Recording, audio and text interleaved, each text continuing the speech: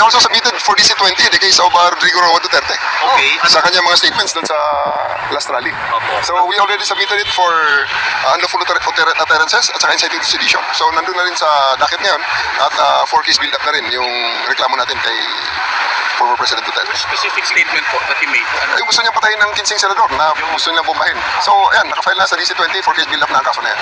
Ang sabi po, kahit si Justice Secretary Revilla kanina, medyo iba naman daw po talaga yung language ni former President Duterte.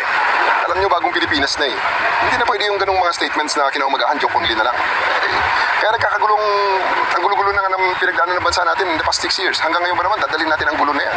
Na puro patay-patay na lang. At pagkatapos, if they will be taken on their word, bigla na lang sasabihin na joke only. Or yung latest naman na palusot, he is only expressing a legal opinion. Hindi na po pwede yun. That's already too much. Sir, appropriate po ba ito o may nag-file na complaint sa inyo na ibang tao? I am filing this as a citizen.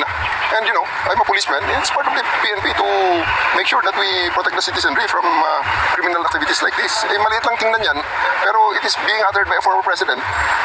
Hindi malayo na gayahin or he will be taken he will be taken seriously by his blind supporters. Kasi nangyari na yan di ba?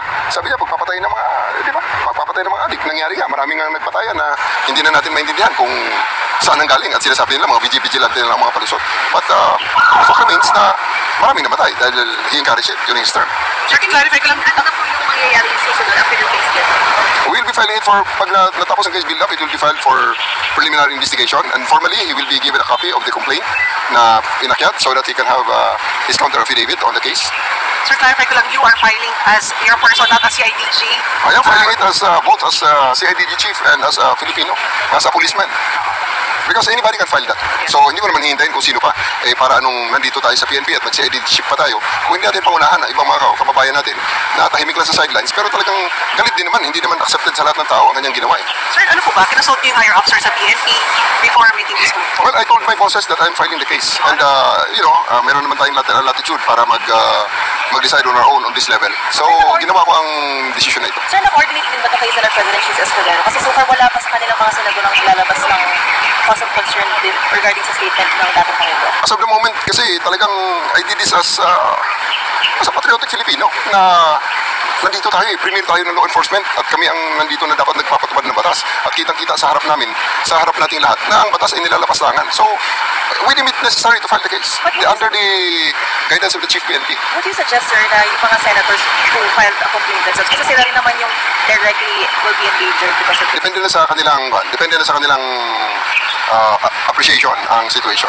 Nasa kanila na yun, kung gusto nilang mag-file, they are most welcome to come to our office and file the complaint.